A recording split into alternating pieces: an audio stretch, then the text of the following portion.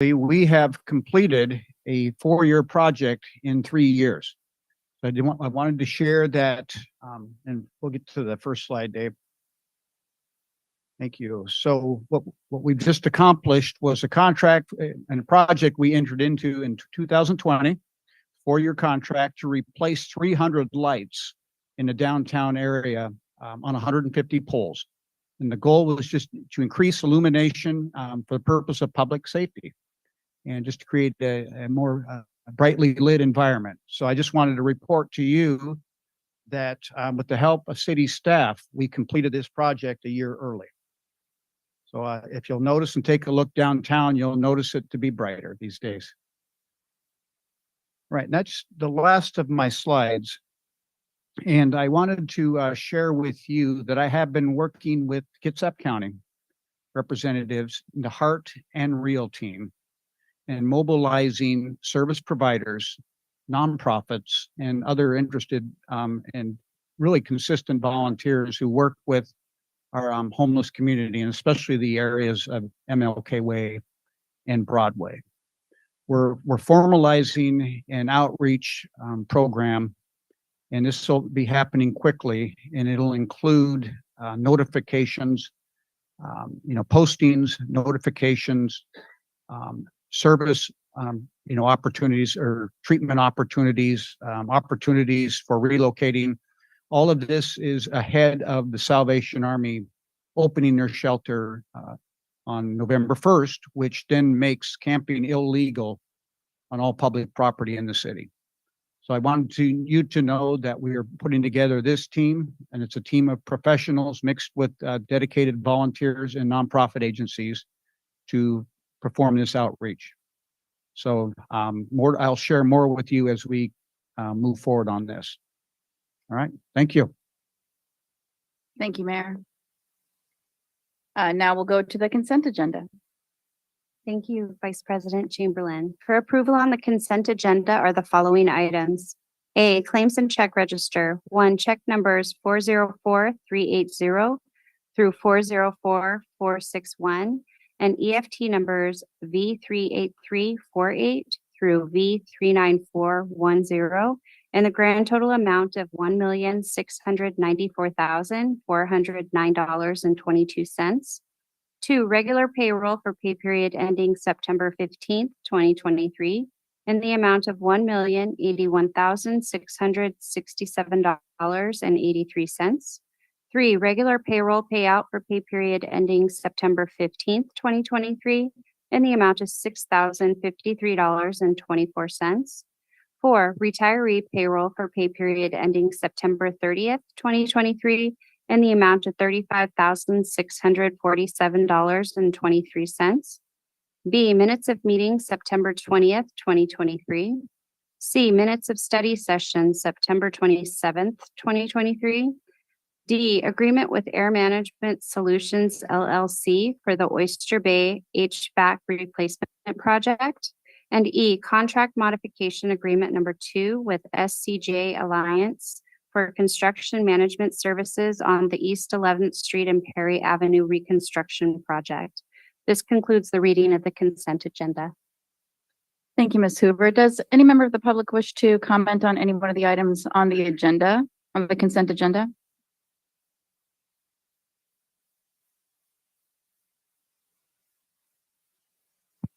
Hi, Jane Rabolowski, a Bremerton resident and a member of the city's ADA committee. The East 11th and Perry Avenue project has some very non-compliant ADA issues on it that I hope are addressed before closeout. There's a utility pole in the middle of a sidewalk that doesn't have 4-foot clearance on either side. There's what has been told to me as being transition pieces within a sidewalk that our specs call for no more than 1.5%. But in actuality, the transition over 2 feet is 18%. And there's other items that are going to make it unsafe for pedestrians. We don't expect to rebuild sidewalk there, I'm guessing, for at least another 40, 50 years. So we should make sure this is done correctly. Thank you. Thank you.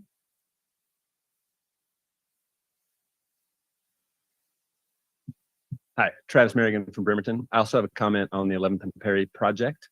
For the purpose of this conversation, the 11th and Perry project was built as a festival street, which means no curbs, and which is great the 15 days out of the year when there's festivals, but the other 350 days it has to function as a street. So what do curbs do between a street and a sidewalk? Curbs keep cars off sidewalks. They protect pedestrians from cars. By eliminating the curbs, you're reducing the street safety on the street. Now that was known, that was understood. To address that, at any time in the past 2 years, you could have gone on the city's website on 11th and Perry and read this paragraph. 2 intersections on East 11th will be raised to promote traffic calming and enhance pedestrian safety. Bollards will be installed along the edges of the sidewalk, blah, blah, blah. And then I have a little app that checks all the city's websites to see if there's any changes. And on September 19th, that paragraph just went away 2 weeks ago. So much to my surprise, I went down to 11th and Perry, and there's no raised sidewalks, and there's no bollards on that street at all. What happened? What could have occurred to eliminate those safety features? Was it just a clerical mistake on the website? That would be convenient. Was there a plan to make safety enhancements on that street, and they changed their mind? If so, when was that meeting? Or was it, as I suspect, they never really planned to put those safety features in, and they simply had the information up there as sort of a bait and switch? If so, is that a pattern that we've seen in other parts of the city, where they withhold information up until the very last minute, where they greatly inflate the cost of what should be simple projects, like providing basic humanitarian services to our neighbors who live out on the street? And if so, what do we do about it? How do we make the city build the projects we know are important in the city? How do we make the city build what they say they're going to build on their own websites without changing it? Do we have to watch them like a hawk at every moment of these projects to make sure that what they actually build is what they say they're going to build?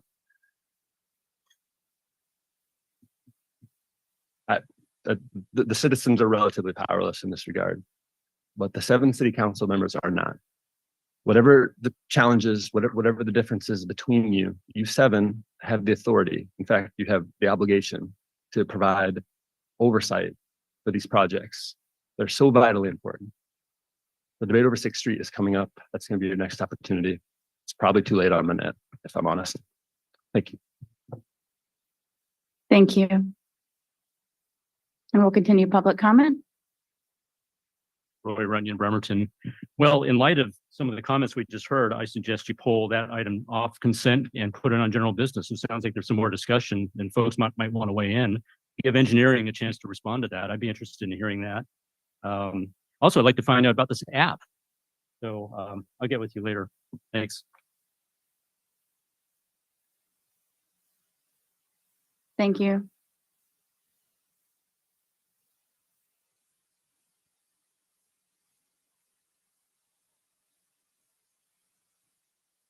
I'm Mike Simpson. I live in District 6, and I think we ought to pull the checks and claims register off of the consent agenda and put it on general business so that we can talk about it.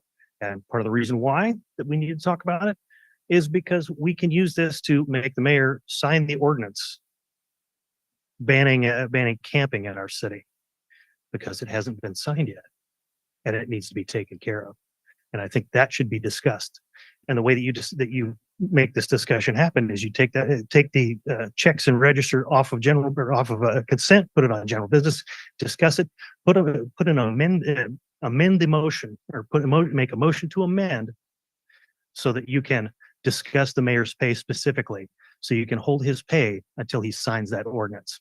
Thank you.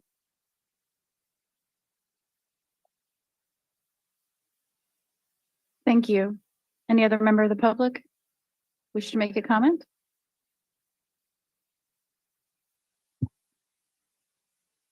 I think I'm at the wrong time slot. Do you have another one of these for the public in the next phase? Okay. Is there an agenda item in particular you'd like to comment on? is there an item on the agenda that you'd like to comment on? Or is it, No, okay, it's my understanding we have two phases, one for consent agenda and one for public input before you go into the items. correct. This is public comment on the consent agenda only. Correct. Thank you.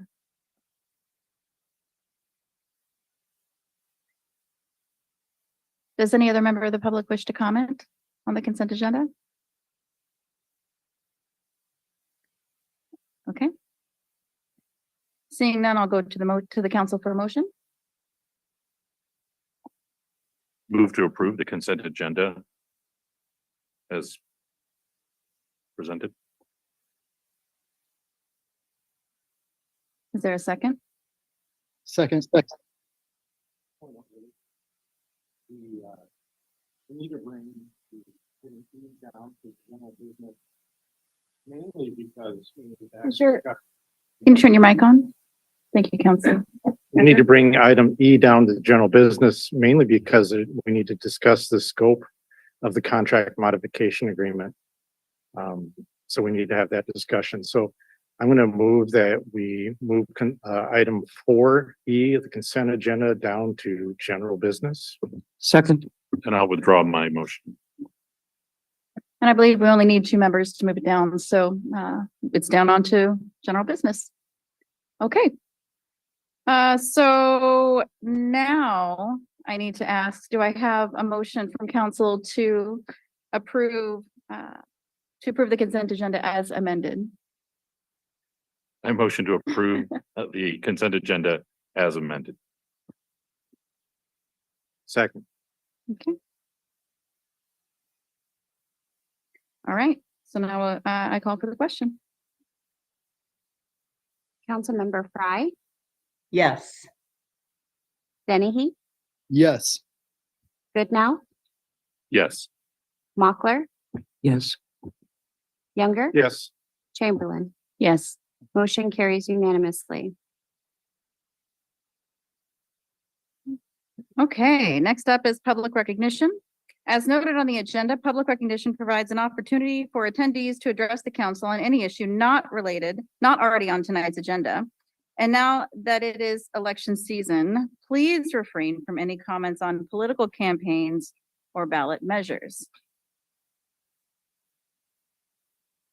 So please line up at the podium, or if participating by Zoom, please raise your hand and wait to be recognized. We only ask that you state your name for the record, and please limit your comments to 3 minutes or less.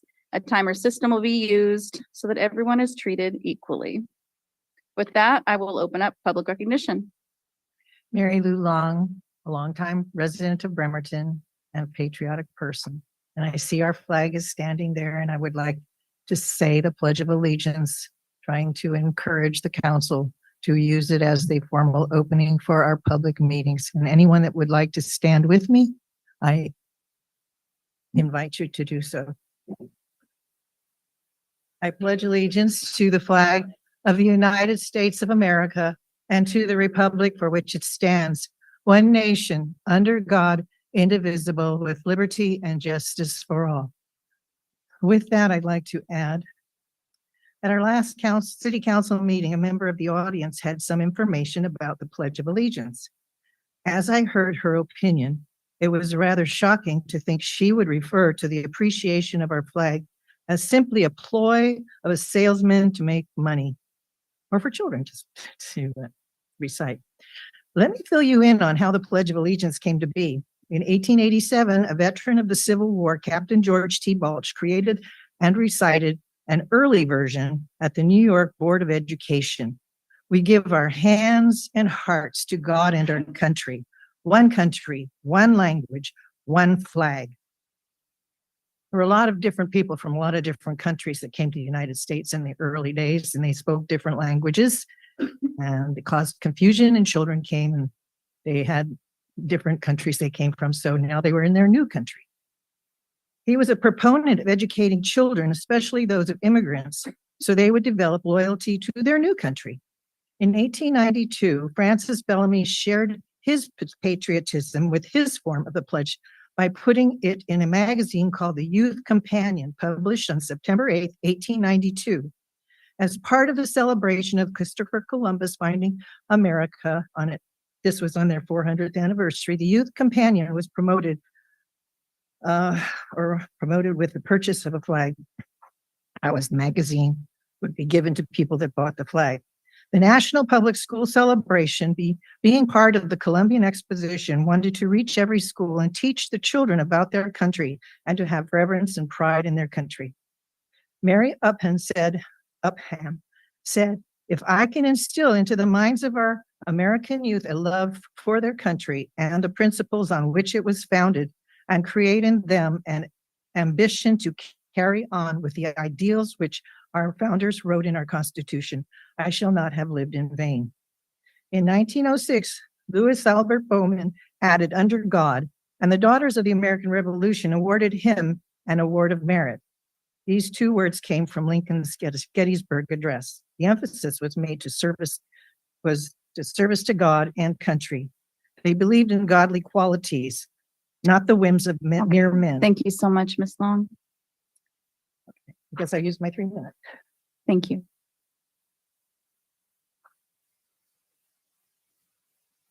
Good evening. I'm Kerry Bozeman. I'm a proud citizen of the city of Bremerton. I'm here tonight to thank you for your service a couple of weeks ago at the homeless ordinance meeting that we had. I served 16 years on a city council that met once a week, so I've been to a lot of city council meetings, and I watched the whole meeting. And the council chambers was full of people on the homeless issue, and some were angry, and some had lots of ideas for how the city ought to deal with this. But I thought, by and large, the audience, when they got up to speak, they were very respectful, and they did what they came to say, and they took their 2 minutes. I also thought the chair did a great job of respectfully running the meeting. Everybody wanted to talk more than their 2 minutes, but I thought he just did a great job. And then I thought the conversation among the council members at the end of the public hearing was really good. I thought you guys were just, everybody was respectful to each other. It's a difficult situation. It's one that Seattle and all the communities in our region have been dealing with. No one has all the answers, but I was really proud of the city council that night for the way the way the hearing went. I was proud of the people who participated in the hearing, and I was proud of the city council for the way you dealt with the hearing. So I just wanted to come down and tell you that tonight. Thank you so much. Thank you. Mr. Sorensen, do we have anybody online? Let's go ahead to you, Ms. Iverson, first, and then we'll go to the members online.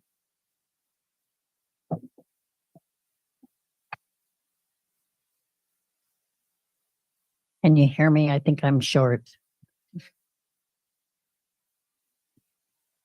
I either shrunk this week or this was raised. I'm Diane Iverson, member of the Warren Avenue Bridge Stakeholders Committee. I'm a resident of Bremerton and a retired public employee with 30 years experience in working for local school districts, a state agency, and county government. What I learned from my 30 years of working in the public sector is that government is an important part of the solution as it relates to solving our community's problems. But government is all too often siloed. Government agencies can and need to improve how to cooperate, coordinate, collaborate with each other and with the community. When local, state, and federal jurisdictions collaborate, the outcomes improve. The quality of the product improves. It's a better investment of taxpayers' dollars. So how do you overcome a lack of collaboration? First step is acknowledging that it exists. Second step is to find a project that has a shared vision that would benefit from a true collaboration. I have a suggestion on how the city could collaborate better. I'd like to see a stronger collaboration between the Public Works Department and the Parks Department, and there is a role for the council to be part of that collaboration. As elected officials, you have chosen to have a Public Works Committee, but there's no committee of the council anywhere that has a focus on parks. I would suggest you consider combining the existing Public Works Committee with an additional topic that includes oversight of the Parks Department. Why? Many of our parks are in dire need of help because of the lack of funds. But the city has two important transportation projects that can attract grant monies that could be used to improve parts of 4 different parks. The Warren Avenue Bridge, Sheridan Park on the northeast corner of the bridge, Warren Avenue Bridge, Rhoda Vista Park on the southeast corner of the bridge, Warren Avenue Bridge Tunnel under SR3 at Rhoda Vista, West Kitsap Way Planning Grant, Southern Entrance at NAD Seroptimus Park at Austin Drive, and the Joint Compatibility Transportation Plan, Shorewood Drive through NAD Marine Park. Your wisdom and expertise is needed in the short term and creating a long-term vision for funding of our parks. We have neighborhoods that need a park. We have neighborhoods with parks that have been abandoned and left to die by invasive species. Parks need you as their champions. Let's use this opportunity of the multimodal upgrades to the Warren Avenue Bridge to improve 3 parks and the additional park of NAD Seroptimus Park. Thank you. Thank you. Mr. Sorensen, let's go ahead online, and we have Molly Brooks next. I just wanted to remind people on the pledge that Christopher Columbus did not find this country. There were people here already. And under God was added to the Pledge of Allegiance to fight communism. And nobody should be forced to say anything they don't believe in. And certainly people who don't believe in God should never be forced to speak of God. Are we talking about the anti-camping ordinance now or later? I don't believe it's on our agenda today. Okay. I wanted to encourage you to reconsider volunteer ineligibility. As a mentally ill person, I can tell you when I'm psychotic, my behavior is outside of my control, and I would most certainly get kicked out of any shelter for my behavior. And the idea of people getting arrested because they are showing behaviors that are outside of their control bothers me very much. And I would like you to consider that for both people with mental health concerns and also people with substance use disorders, because that too is an illness. And I just wanted to ask you to please reconsider that. Thank you very much. Thank you. Is there any other member of the public that would like to comment?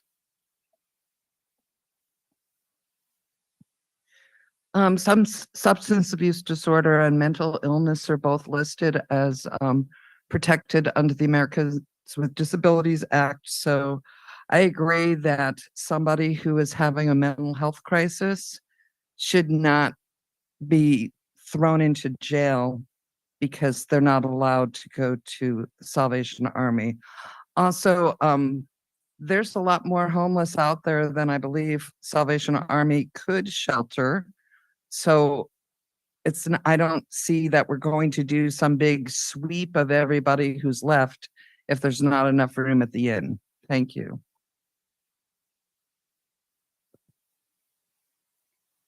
Thank you. And just for clarification on that, what the ordinance states is that if the beds are full, that we cannot criminalize somebody who's camping. Is there anybody else for public comment? Thank you. Adrian Wright, District 2. First of all, I just want to comment that grateful for all of you here. Also, I'm particularly love Eastern Bremerton. I've been able to meet quite a few folks and from diverse backgrounds and varieties, and I love them all. 4 points just really quickly, and these are all kind of commenting on last week's study session. Starting off with financial, I appreciate the comments, even if you're looking at 1% of, into your budget in regards to either the camp or anything like that. But my thoughts go to a recent YouTube video from Investor Center from Warren Buffett, talking about, I think the title says people won't make it to 2025. I'm really worried about businesses in Bremerton, particularly if there's gonna thoughts of rate hikes and foreclosures. With regard to the budget, I hope downtown businesses will always lose to anything like a vagrant camp, and I hope you take it into consideration. Number two commendations. One was to Anna Mockler for, during the good of the order, added that commenting about the camping ordinances and to move forward on that. So I appreciate the motion. I think there should have been more time in regards to things like fencing, cooperation with state and county agencies and security. Number three, commendation to Denise Fry, talking about community service officers, Mr. Sexton. I'm in conversation with people in District 2 in regards to things such as block watch. And I think that could be the key thing moving forward in regards to helping the community be safe. And number four, and excuse me, I am not a legal expert. I just had a little bit of college, but anyway, in regards to the Boise case in the Ninth Circuit Court, I'm hearing more and more that it's planned on being taken to the Supreme Court. I'm not sure if Portland, Seattle, San Francisco, and now Anchorage are taking a look at that decision, but I just wanted to bring that up. And also, since I leave this as a question, kind of the decision, is that a precedent, a law, or a statute, or was it over the constitutional amendment? Thank you for your public comment. Okay, thank you.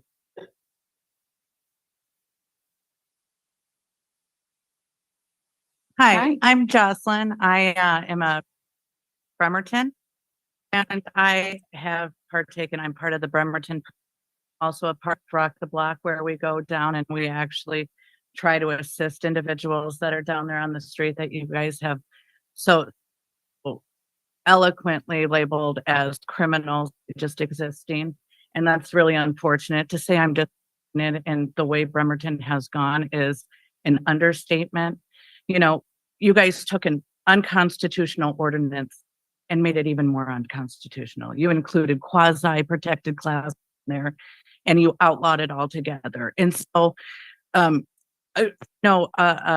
city should reflect values of everyone else, but more importantly, we are not a society by rule of mob. There's a rule of law for a reason. There's precedent for a reason. There's constitution for a reason.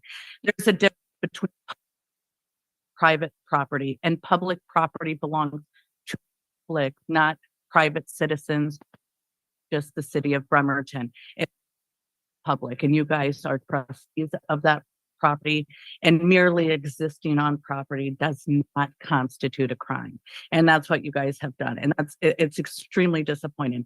I'm so thankful for the individuals who are not signing this ordinance, for the one who voted no, because they believe in the rule of law. And I think that everyone should get behind that. That's what we fought for. That's what the flag stands for. And to see just based out of emotion. Listen, a terrible problem down there. It's a terrible one who does not have housing. The fact just not enough resources for everyone. Instead of concentrating our efforts on criminalizing these actions, let's concentrate our efforts in finding a solution, right? And we've seen, we've gotten so many people off the street. I'm hoping that we can come up with solutions so that they can continue the progress that we've already made. But what we've been doing is we've just been talking about how we can make it more difficult. When we look at people who are intoxicated, a lot of them are involuntary, and I'm not even talking about alcoholism. If anyone has gone down to the Salvation Army, at any time you see that people are sometimes victims down there. And that is a huge problem that we have.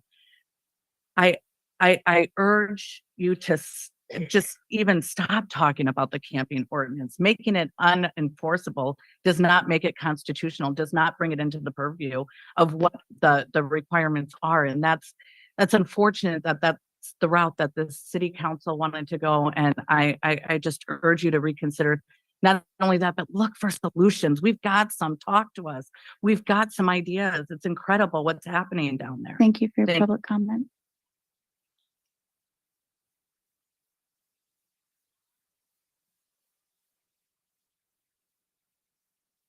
Roy Runyon, Bremerton. Well, I also, I visited the homeless locations of the homeless camps and talked to some of the folks, and there's actually a family or a couple families, children down there. So, folks, seeing hard times, but I supported the anti-camping ordinance. It's been in effect for a while, folks. It was just an amendment to the ordinance. But you need some kind of structure and some way to, enforce things. It has to be a comprehensive solution. One of the things we need to do for the city attorney is file an amicus brief. So this is referred to by another commenter. There's been a lawsuit brought by Grants Pass, Oregon versus Johnson, and hopefully that will get to the Supreme Court. So San Francisco, Los Angeles, and now Seattle, our dysfunctional major city in the state, have signed on to give them more options dealing with homeless camps. So I suggest that the administration direct the city attorney to file an amicus brief in support of that lawsuit. Another thing is, I understand from my council member that $10,000 has been provided to the mayor's office for porta potties. So there's no one camp, homeless camp. There are actually two major ones. And now I see on A Street, there's another small camp started. But $10,000 for porta potty, which has not been used. I suggest the mayor talk to the owner of Burger King on Broadway or off Broadway to see about placing that porta potty at the end of the parking lot. The parking lot is already impacted. There are already homeless folks that are impacting that parking lot and that property. So just for sanitation purposes and safety, if someone wants to cross Warren Avenue to use the nice porta potty down the street on Martin Luther King, that constitutes a safety hazard.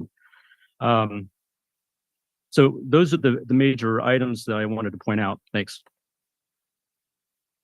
Thank you.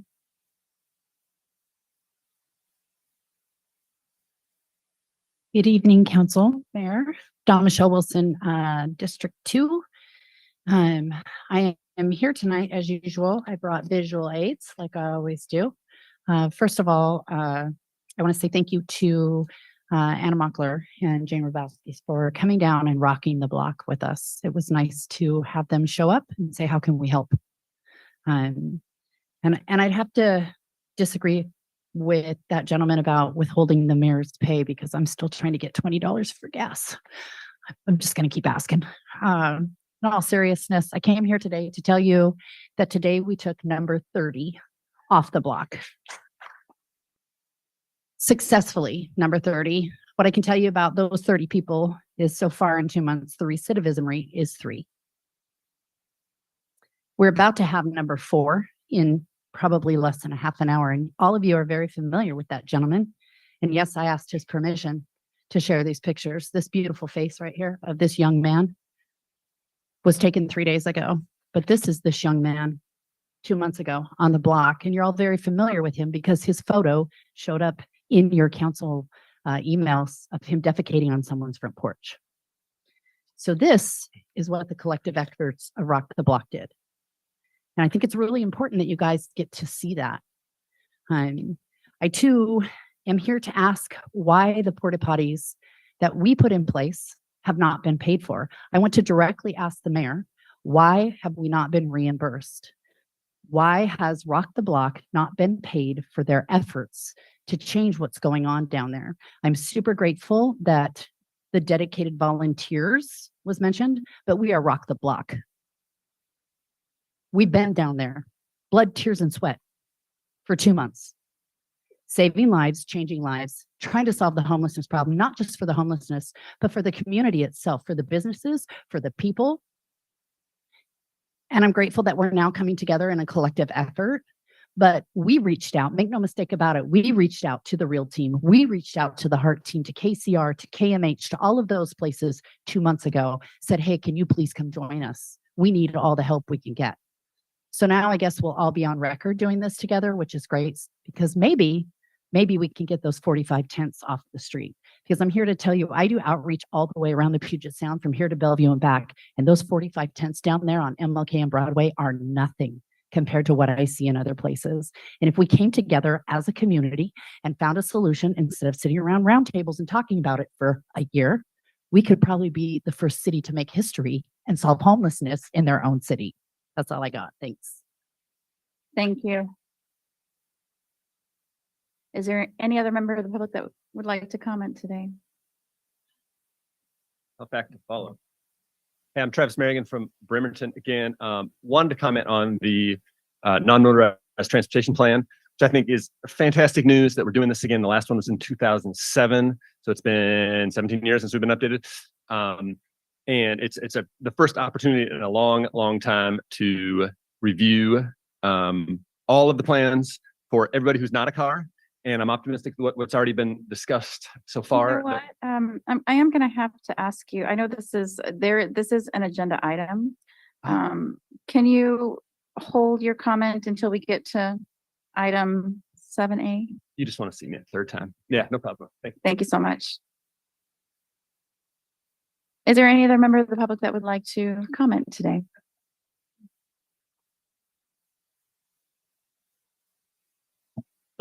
Mike Simpson, District 6. Members of the council, you have it in your power to make the mayor do your bidding. And it behooves you to make that happen. The way that you make him do your bidding is you hold the power of the purse. You can make motions. You can move money. You can do things that force the mayor to do his job.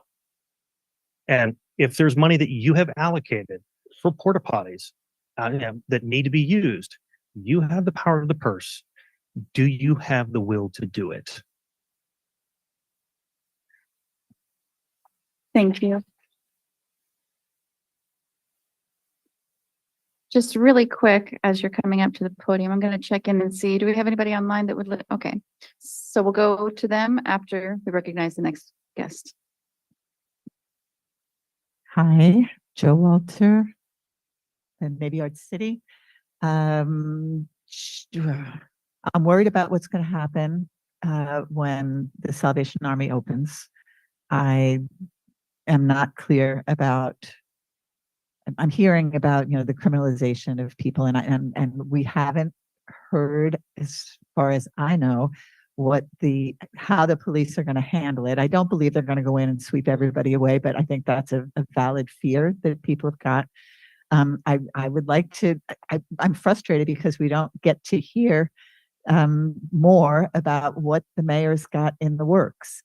One thing I know that sounds good is that the Rejuvenation Day Center is in communication with the mayor's office about using their space downstairs for camping. So that will be more available space for those who can't use the shelter or for whom there is no room at the shelter.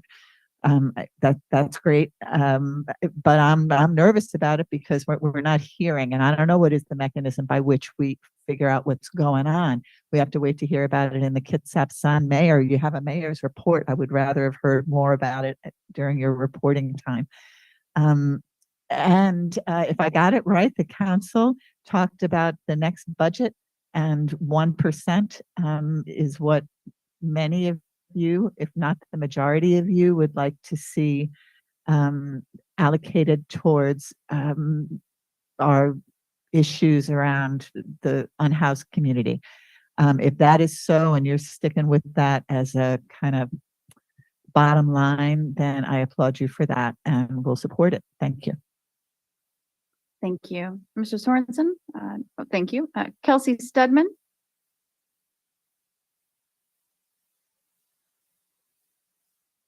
Hi, City Council and Mayor. Kelsey Stedman. I work in Bremerton.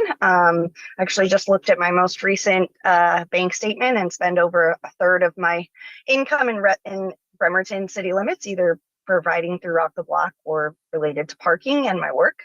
So definitely contribute to the local economy. I just wanted to also commend City Council for stating that they plan to vote no on a budget that does not include funding towards homelessness efforts. I think that is a hard line to draw, and I hope that that sticks.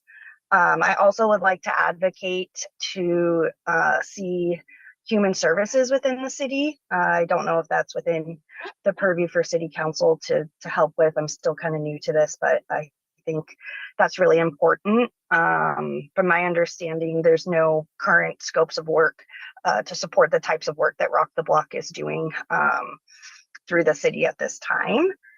And also to thank you, Jennifer and Anna, for coming down to Rock the Block. I also just wanted to clarify a few things. There was mention in the study session that Peninsula Community Health and the REAL team can help get people off the streets down there. And I just wanted to be really clear that Peninsula Community Health Stand By Me program, as well as their medical van, do not walk to the encampment. Their staff are not allowed to enter the encampment. So it's only if people come to their services that they can provide care. And the REAL team can only be on scene if they're called for a specific individual in crisis. They can't just go down there and do outreach, because that's how their funding is that's how their grant is funded. I talked to the executive director of, well, one of us talked to the executive director of both of those agencies and confirmed that. Kids App Connect has been mentioned, and I was the program coordinator for that. So I'd be happy to present how well that worked. We saw 2/3 reductions in jail nights and over a 50% reduction in ambulance services and hospital services, but we need a way to pay for it. I also am confused why our invoices for the porta potties have not been honored and reimbursed. I feel like I heard something about it maybe coming up in next study session, but I thought that council already awarded those funds.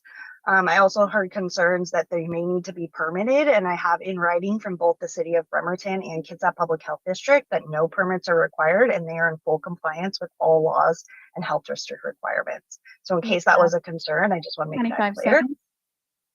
Thanks. I've tried emailing both council and the mayor multiple times about some of these issues and received no response besides just like a blast email. Also, as Don Michelle said, we now have another person leaving onto the street because the hospital is going to unsafe discharge them, which is heartbreaking. Thank you. Thank you for your public comment. Before we go to the next person, I feel like I need to clarify the timing because I want to be equitable to everybody. When I saw the timing up on the screen, it looked like there was a few extra seconds left when the red light went on. So because I want to be equitable to everyone, can you maybe clarify that with me? Okay. Okay.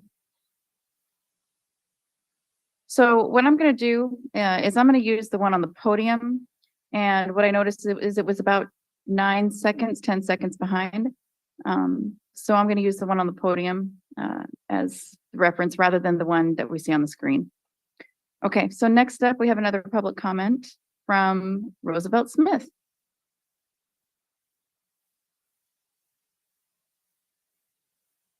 Hi. Mr. Smith, go ahead and mute your Zoom. Okay.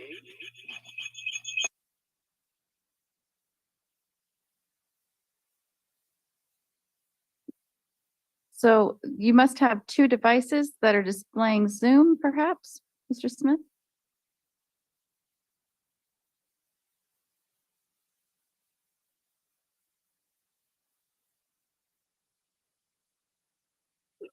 Oh, it's still doing it. So if you are broadcasting our Zoom meeting on one device and also seeing it on another, then you'll need to mute one of the devices and use the other one to talk on. Okay.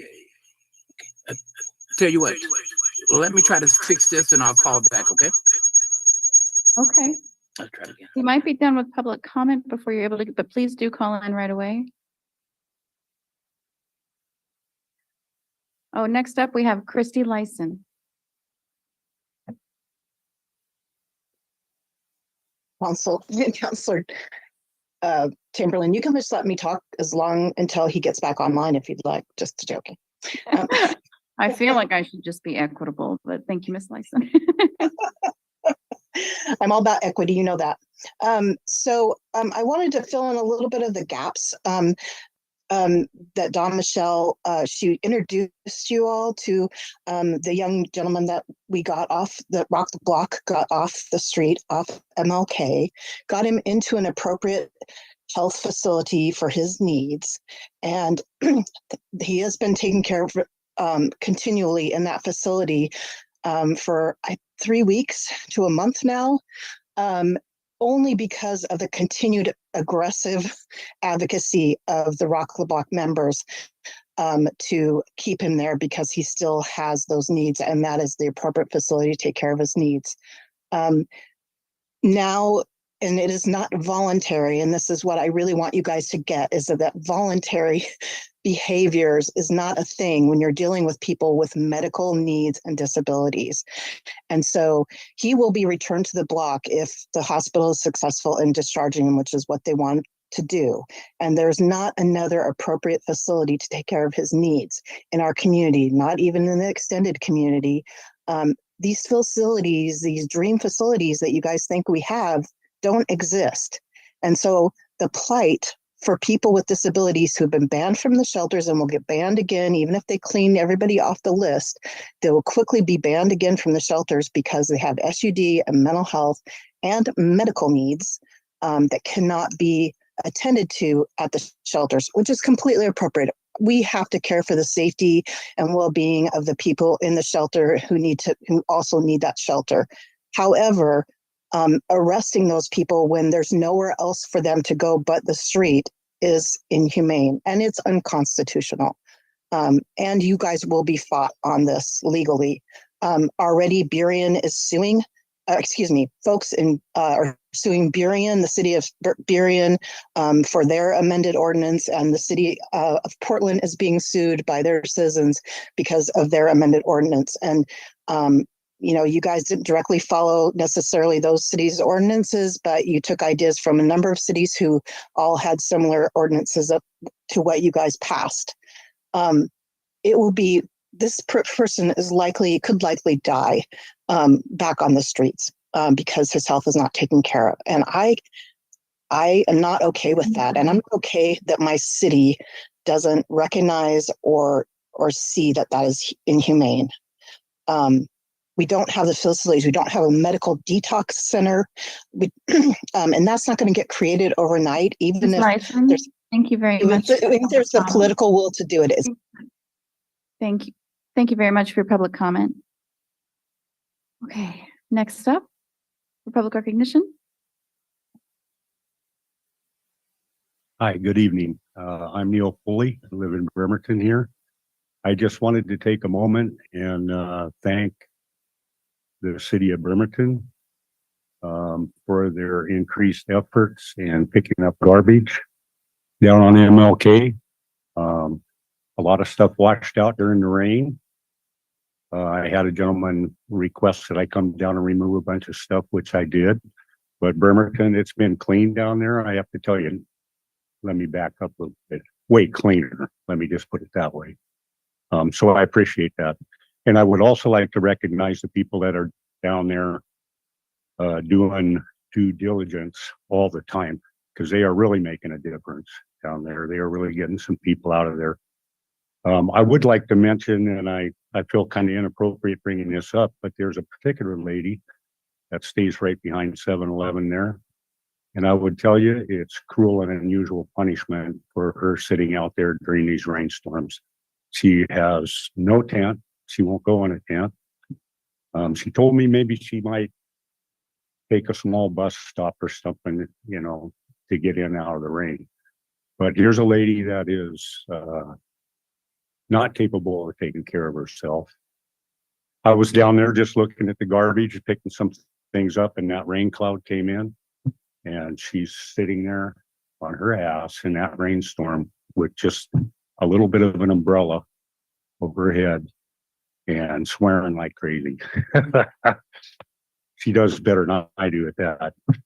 Anyway, I just wanted to take a moment and thank everybody that is moving forward and doing positive things. I really appreciate it in our community. So thanks a lot. Thank you. Do we have anybody else for online for public comment? Mr. Smith? Oh, okay. Is there anybody else in the audience that would like to participate in public recognition?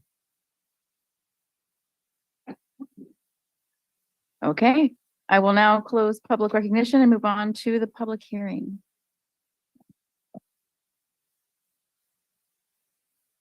Public hearing 6A, public hearing for acceptance of the 2024 Edward Byrne Memorial Justice Assistance Grant. And our presenter tonight is Lieutenant Heffernan.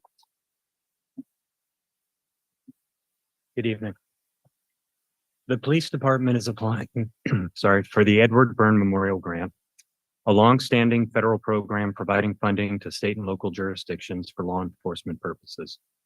The grant is named after a New York City officer who was murdered while protecting a witness. As it has in the past, the grant will be used to support the Community Resource Unit, partially funding the Community Resource Specialist. The requested grant amount this year is $17,240, a slight increase from last year. No matching funds are required. For context, the department has received grant funding in varying amounts since 2010. Overall funding to the state is based on a calculation of population and Part 1 violent crime statistics. A portion of the funding is then allocated to eligible units of local government. The department uses the money to partially fund its community resource specialist and support the department's crime prevention and community partnership functions. Since 2012, Joe Sexton has served in that role, building relationships with local citizens, businesses, property owners, schools, and other community groups. Joe oversees the volunteer program, neighborhood watch program, landlord notification program, trespass program, and handle with care program, among other things. Joe also works closely with the patrol division as well as other city departments to solve community problems. For these reasons, I respectfully request the council approve the grant application and its continued contribution to these important functions. Thank you. And the purpose of the public hearing is to accept public comment. So with that, I will open the public hearing up to public comment. Does any member of the public wish to comment on this item?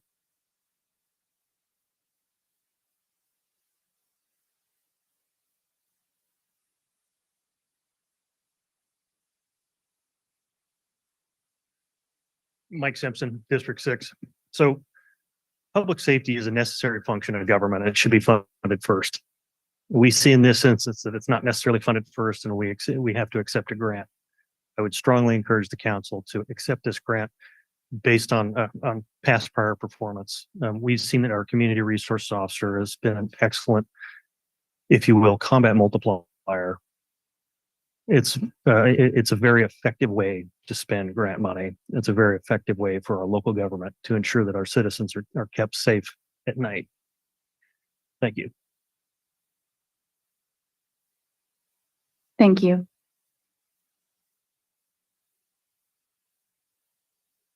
Roy Runyon, Bremerton. I too support acceptance of this grant. I've worked with Joe Sexton when I was on the council and as a private citizen, and it's a good way to keep a connection between the government and the community. It's something that's very important.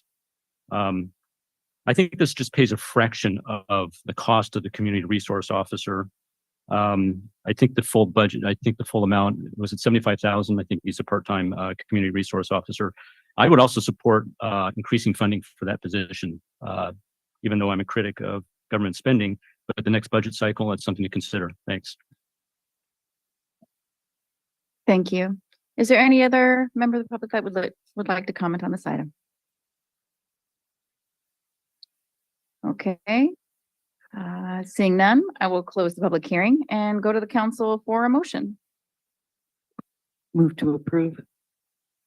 There a second? Point of order. There's an actual full recommended motion. I recommend that we read. Thank you. Would you like me to read the motion for you? Actually, Councilmember Younger, will you please read the motion and you'll be the first? certainly. Move to approve the Edward Byrne Memorial Justice Grant and to authorize the mayor to finalize and execute the agreement with substantially the same terms and conditions as presented. Thank you. Do I have a second? Second. All right. We have a motion and a second, and we are now open for discussion. Councilmember Younger? Not much to discuss. We've been accepting this grant year after year. Grateful for the money. It goes to a good cause, as the public has noted. Pays for part of Mr. Sexton's salary as our community liaison between police department and public. He does a great job for earning that money. And I recommend that we go ahead and approve this. Thank you. Thank you, Councilor Mochler. I'm really happy that Joe Sexton is going to get this. Every interaction I've had with him, he's gone the extra mile. I asked him about safety and he sent me detailed heat maps. Really happy about this. That's it. Thank you. Are any other counselors online? Do they have their hands raised? I can't see them. Okay. Any other counselors wish to comment on this item? Okay. The only thing that I'd like to comment on this item is just for a point of information. This grant actually went up this year, which was significant because it meant that our crime rate went up. And so the dollars are directly tied to our crime rate in our city. So hopefully these additional funds will help our community block captain continue his work to keep our community blocks safe. All right, and with no further discussion, I call for the question. Councilmember Fry, Yes. Dennehy, Yes. Goodnow, Yes. Mochler, Yes. Younger, Yes. Chamberlain. Yes. Motion carries unanimously.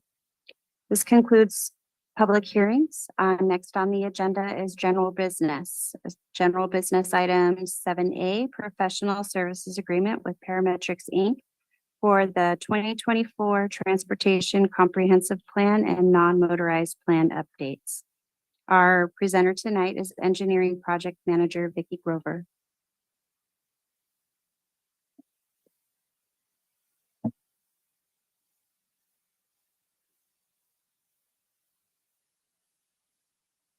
Good evening, City Council, Mayor, and the public. My name is Vicki Grover. Oh, we need you to step closer to the mic or do a little mic check on there. Make sure that it's gotcha. Hello? Maybe a little closer.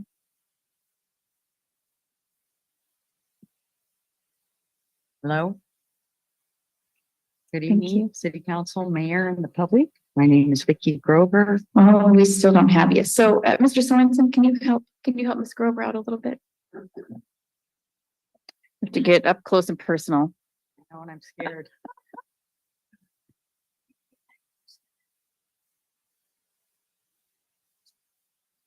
Let's do a test. Let's do a test here. Hello? Hello? Hello? Can you guys hear me? Yes. Good evening, City Council, Mayor, and the public. My name is Vicki Grover. Tonight, we are requesting approval of this scope of work and budget to update the transportation element of the city's comp plan and to update our non-motorized plan.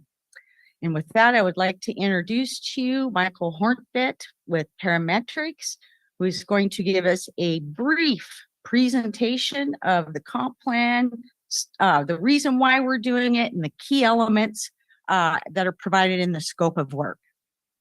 Thank you. All right, thank you, Vicki. Can everybody hear me? Yes. Okay, great. So much of this I think you've seen. I thank you for having me here. We presented a little bit longer version on the 13th. And so I'm going to just kind of give you some of the highlights of what we had presented in the past. So if we go to the next slide, please. So our team of consultant team, we pulled together really a lot of great talent in the many different disciplines that we're going to be evaluating as part of this transportation element update and the active transportation or non-motorized plan update. I am Michael Hortvedt, and I'll be the project manager for the consulting team. And you can see a lot of bullets off on the right hand side, but I basically bring over almost 30 years of experience. And some of that experience is really directly in the city of Bremerton with the 303 corridor study and the joint compatibility transportation plan. And I built my team up of people who also have a lot of experience in Bremerton. Colleen Gantz is our community engagement lead. She's been helping out on actually both the 303 corridor study and the JCTP. Alicia McIntyre is our transit lead, and she actually brings a lot of experience putting together transportation elements, full comprehensive plans, and she brings past experience working for the city of Shoreline. And they actually have moved forward with a lot of great new plans to improve their city and their livability that we've tried to model some of that on the 303 corridor study. My transportation lead is Dan Harris. Again, a lot of experience on the comprehensive planning side of the house that's going to help us to expedite the project moving forward. And then one person I do want to mention is Fred Young. He's my active transportation lead. He was also instrumental on putting together the 2007 City of Bremerton plan. So he's very knowledgeable about the needs in the city, as well as working with different agencies and bringing different ideas to the city that are going to help make improvements in the active transportation. And I'm going to use that term every now and then. Active transportation is kind of the new way to say non-motorized. So we go to the next slide, please. So we shared this before. This is just a reminder about, the goal for a comprehensive plan is really to set the vision for the future and to put the policies and the goals in place that help us to achieve that vision. And it really provides that nexus between the regulations that we have for land use that the city's already working on as part of the comprehensive plan, and how we're going to be able to improve the transportation elements to then be successful with the land use that's been approved. And so, an example of this is like what we did on the JCTP project. We worked very directly with the city when we updated our travel demand model to make sure that the land use in the multiple zones around the city was accurately planned before we ran the model to see what level of transportation needs we would have, or what kind of traffic demand we would have between the different zones in the city. That way we could come up with some options for people, whether it was non-motorized or vehicular travel. So it's a very key part of our work effort. So if we can go to the next slide, please. So again, this is a little bit of a repeat. The goals and policies, really goals are aspirational. And the policies are really where we start to dive into those strategies. And that's going to help us achieve the goals that we're setting. And I guess the other thing that I really want to talk about is that the goals and the policies are going to be kind of defined by these different verbs, in that if they're going to be a little bit more required or necessary, then we're going to use verbs like maintain and adopt. And that'll help us set the priority that says these are very important, versus when we say, the city might want to consider or encourage. Similarly, we'll use the verbs, should versus shall. And that's going to help us to then set that prioritization of these different goals and policies as we move through the documentation. Go to the next slide, please. So the key scope elements that you have seen and we've had some conversation about are listed on this page. And again, I just want to mention that the community engagement's at the top. And that was there for a reason, because it really is that umbrella that helps us to understand what it is that the community needs, so that can then blend with the data that we get from our analysis, and we can combine all of that to then create the right solutions into the future. And then the next one is the active transportation, because the last plan that somebody mentioned earlier tonight perfectly was completed in 2007. And so to get that updated, now's the right time to do that. Many of these other bullets really are talking about the detail that we go through for the technical work, including the traffic forecasting. traffic operations analysis, where we're going to identify LOS stands for level of service. And then we're going to be able to get those solutions that actually help us to get that reach the level of service requirements. And then we'll be coordinating with the transit agencies to make sure that they can provide the right levels of transit service, as well as the infrastructure that's needed to provide the travel time reliability that people really want to see in transit service. And then ultimately we'll come up with a planning level design and cost estimate, so that's going to help in the prioritization. And then there will be some conversation about maybe some policy updates and recommendations potentially in the municipal code. So if we go to the next slide, please. So this is our schedule. There's a couple of things that I want to mention here. First is that I just noticed that there is a little bit of a mistake on 2023. It's not the third quarter, it's the fourth quarter. But in the fourth quarter, where we're at right now, one of the first items of business is to begin to develop a survey, a public information survey, and get that launched so that we can actually get the input from the public early. Another item that's not shown on here right now that is essential to get this month is the traffic data collection. There are 2 months really that are good months for collecting data. That's one is October, one is April. And so we would really like to be able to get moving on this so that we can get the companies out there that are going to be able to collect the traffic data for us so that we can then move into the operations analysis. Another thing that I do want to mention is you'll see that there's an online open house number 1 in that what it says third quarter, but that's fourth quarter. We're also planning to, based on conversation with the council, to have a in-person open house probably around the same time period. So we're starting to think about how we're going to integrate that as we get our project schedule pulled together. And then one other thing I did want to mention is in that dark blue bar that runs across underneath in the community engagement section, we also did talk about including like a table or access to information at the first Friday art walks in the city. So it'll be just another way to give people an opportunity to provide their input or ask questions so that they can understand the effort a little bit more. And with that, I think that's it for this presentation. With any questions?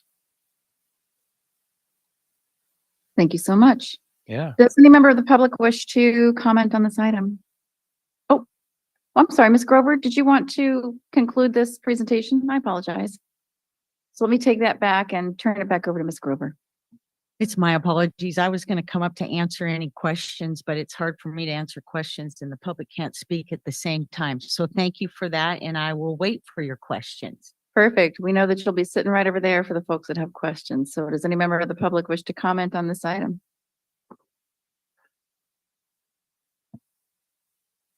Okay, last time Travis Marion from Bremerton. This is great. Definitely improve this. The non-motorized transportation plan is long overdue for an update.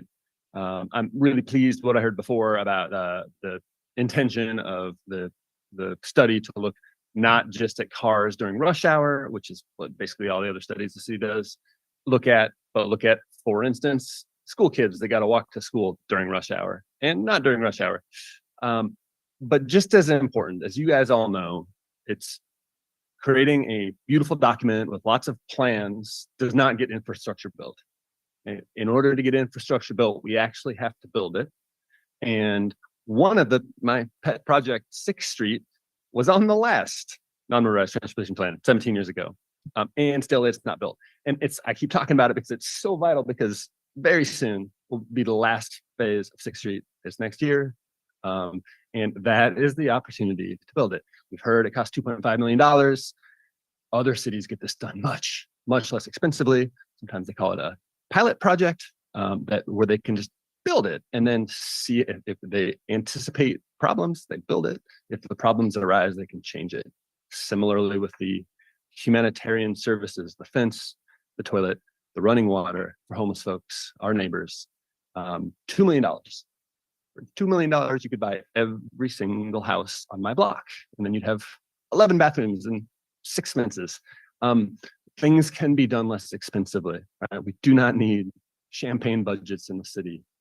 It's a Coors Light town, right? We're a working class city. We need solid, well thought through, but not extravagant solutions to the many, many problems. Maybe you don't particularly care about 6th Street, but if that's the next one up and the next giant grant is going to get this $2.5 million, then your project's not going to get done, right? We have to be able to find scrap ways of doing very important projects, right? And you all helping the administration, helping the city figure out how to do things less expensively, build it, study it. If it's not working, do it better. Thank you for your assistance with that. Thank you. We'll continue public comment. Jane Rabelowski. I'm a little confused and concerned about some of the terminology they plan on using in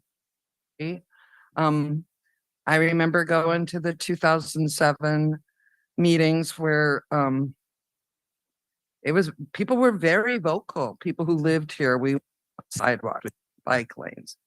And then the comp plan said, we don't know if that really was a good representation of people who lived outside the city. And it was only 200 people. And should we really build it? So then when you start playing around with shoulds and shalls, who gets to choose that? Is that parametrics gets to decide that? Is it staff that gets to decide it? Where does the public get to actually decide it? And I'm glad that you're now considering using some community spaces where people in the community actually go, like Art Walk. And I don't think you need to waste your money on the holiday and food fair because nobody goes out there.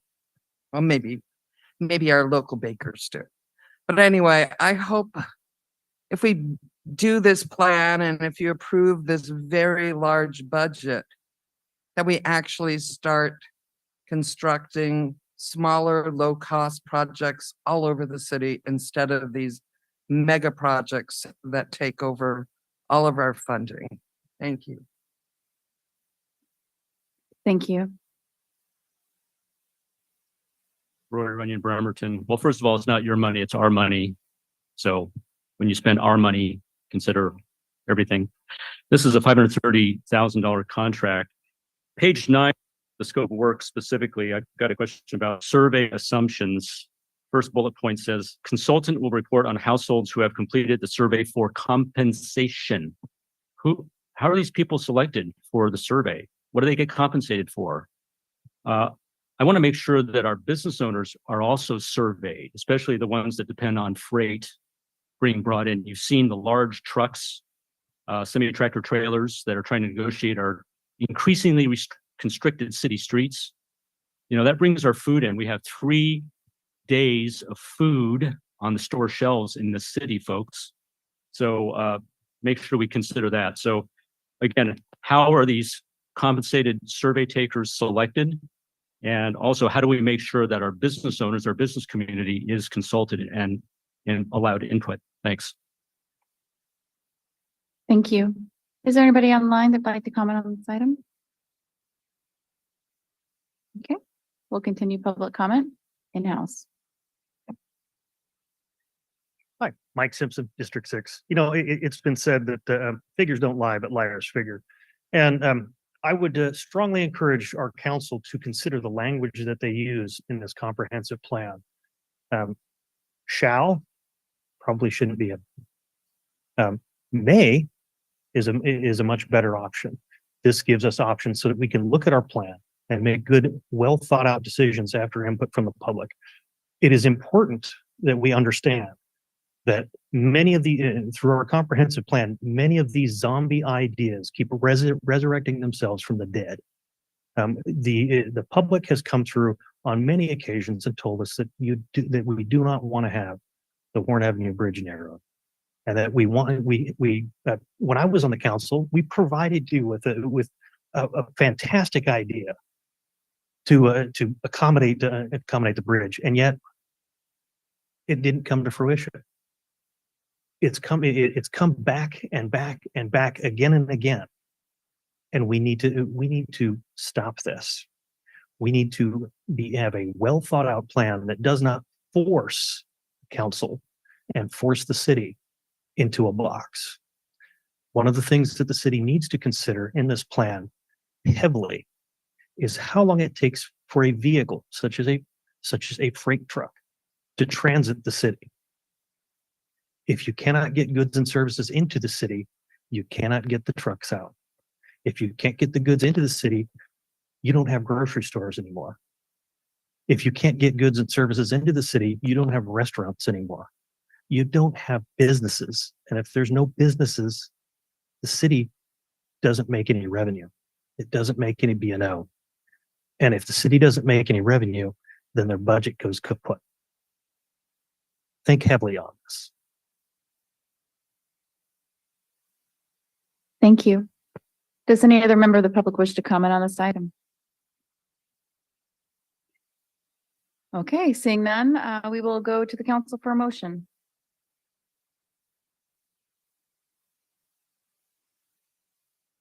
Councilor Younger, Move to authorize the professional services agreement with Parametrics Incorporated for the transportation element of the comprehensive plan, and authorize the mayor to finalize and execute the agreement with substantially the same terms and conditions as presented.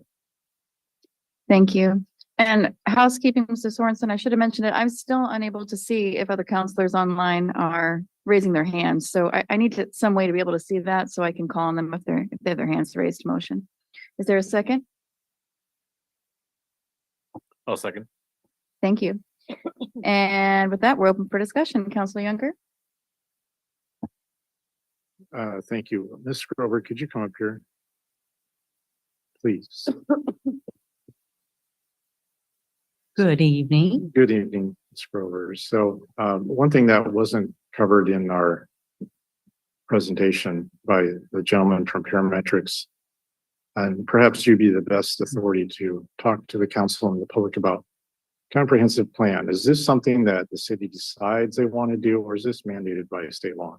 Mandated by state law, Okay, the Growth Management Act to be specific. so we're obligated to have a comprehensive plan. That's correct. Okay. Especially the transportation element. The element is part of the overall city comprehensive plan. Right. This will roll up into the overall comprehensive plan. Be a part of it. Yes, sir. Okay. Thank you. How heavily does the city rely, in particular, Public Works, on the comprehensive plan? It's the entire vision for transportation in the city. That's what the role it's supposed to play. And that's why it's so important for community input, because it's a document that's supposed to be put together with us as professionals in public works and the citizens telling us what they want. What do you see? What should be our goals? What are our priorities? And so that's why it's so important with the community engagement that we can put together that vision based on that engagement with the public. So it's, in my opinion, it's like the most important planning document for transportation that we could possibly put together. Okay, that's good to hear. So the reason why I bring it up is $530,000 is a lot of money that we have to go through with this. It has its benefits, but I'd like to hear the fact that the transportation planners on the city rely on this document. And I assume you rely on this when you and your bosses decide to go for grants and you look at the comp plan to see if it fits in with the picture or the vision for the city. That is correct. And may I make one comment as well? Remember, for this budget, we are getting 2 planning documents, 2 standalone documents. The non-motorized plan will be a standalone. It'll be called the active transportation. I'd just like to point that out to council. Good. I have no further questions. Thank you. Thank you. Councilor Goodnow? I just wanted to see if Ms. Grover wanted to address any of the comments the public made. You know, so it's been an interesting turn of event when it comes to public outreach. And I've worked for larger jurisdictions than the city of Bremerton, and compensation was something that we did. And I'm just going to be honest. It's interesting to me that the compensation will come into play and into discussion primarily to engage people that aren't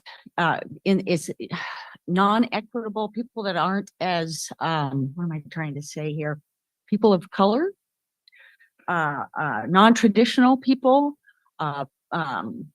and that is a way because sometimes it's a language barrier to get them to come out, to talk to us, to understand what it is we're asking them to weigh in on. So public outreach can now be where you need to go to their communities, and giving them some sort of incentive helps to engage those groups, those specific groups. And I apologize if I was not politically correct there. I was at a little bit of a loss for words, but it's the areas and the non-equitable people that don't always get heard. And that is the way, is an attempt to reach out to them. And it's kind of the way public outreach has been trending. I'm not sure if I agree with it, but that's why we have a professional public outreach sub-consultant to help us to make sure we're using, whatever we need to again, reach those other groups of people. Does that answer the Yes, thank you. I have nothing else right now. Thank you. Counselor Mochler.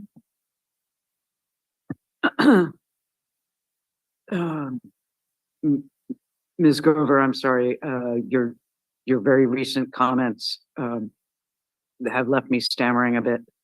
And I have no proper response to them at this time. When this plan was sent to council previously, it contained the budget and the cost estimates of, as Councilor Younger said, it's 528, 851, 60, call it 530.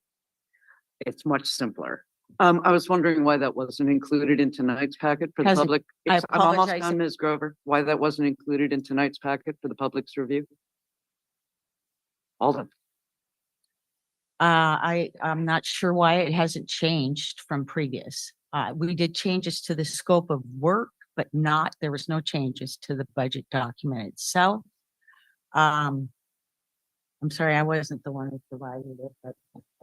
So point of order, it's in the packet. I just saw the figure this evening. It's Tonight's not on, packet? it's not on the cover page, but it's in the packet. Yes. Okay, I did not find it. It's on the first page, 1 of 8. Professional Right, but service agreement. the number, the exhibit B of the 23rd September packet is not where it breaks down by what parametrics is doing, what PRR is doing. Is that in this? And I have scrolled past it with unseeing.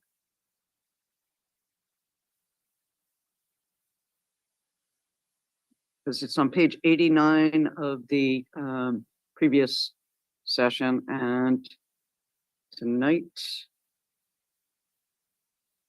I'm not seeing it. And I'm just wondering why it's not there for the public review, that's all. Well, I'm not sure this is a question that Ms. Grover can answer. I apologize, I can't. Just go straight to the public comment. So, I guess, may I just interject really quickly and ask, is the packet differently? Is the packet different this week, than it was last week? I'm asking our staff who presents it. And if you don't have an answer right now, that's okay. To answer your question, after study session, council staff puts together the packet for the next week. So essentially everything's copied over from 1 week to the next. I don't know if any changes were made between the meetings.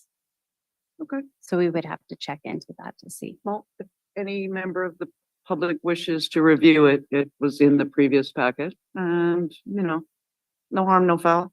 Can you, and I'm sorry if this is not a question for you, but can you say out of this $530,000 for just this contract, what percentage of that more or less will be spent on active transportation? Is that something you can break apart?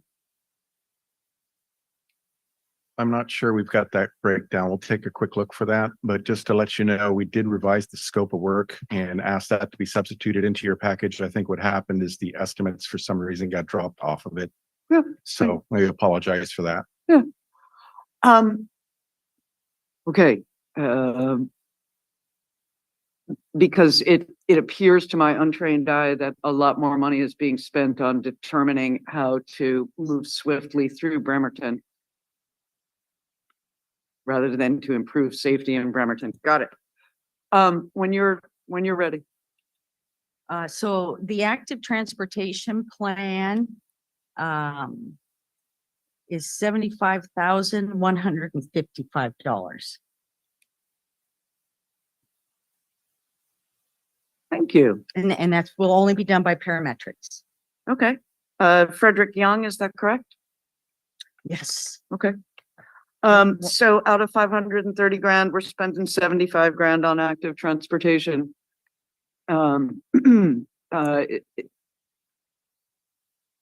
That doesn't seem like the vision for Bremerton transportation that has been expressed in meeting after meeting after meeting. But I'm going to move to sir, please go ahead. Yeah, if I can, a good portion of that active transportation is also going to be in the public meetings and that budget that we've got there. It's not been split out that way, but we'll be taking those comments. So there's going to be a greater share of that that's going to be going to the non-motorized plan. It's just not divided out that way in your budget estimate. So a larger portion of this $75,000 is actually dedicated to PRR's work with the 2 virtual and the 1 in-person public meetings. Correct, because we'll be collecting those comments and be having to sort through those, and we don't really differentiate on those. So it kind of gets blended in together. Okay. Councilor Mockler, we do have Mr. Hortfett who'd like to also respond from parametrics. Okay. Thank you. Yeah, just to clarify, a portion of that $75,000 is not going to go to the community engagement. What's going to happen is that some of the community engagement budget will be used for outreach for the active transportation work effort. So what's really happening is of the community engagement dollars, some of that goes to active transportation. It's just not broken out so that it says exactly what's happening, because we try to, in an effort for efficiency, we want to have the meetings together, and that way we can have that same outreach. If we were to break it apart, you'd see a much higher number in active transportation. The other thing that I wanted to highlight is the conversation about the updated funding and concurrency program. So it's task 7. That is a whole effort for us to really take a look at how the city measures success in the transportation program. And this is where we really want to have those conversations about, do we want to measure person throughput, right, multimodal throughput, or just vehicular throughput?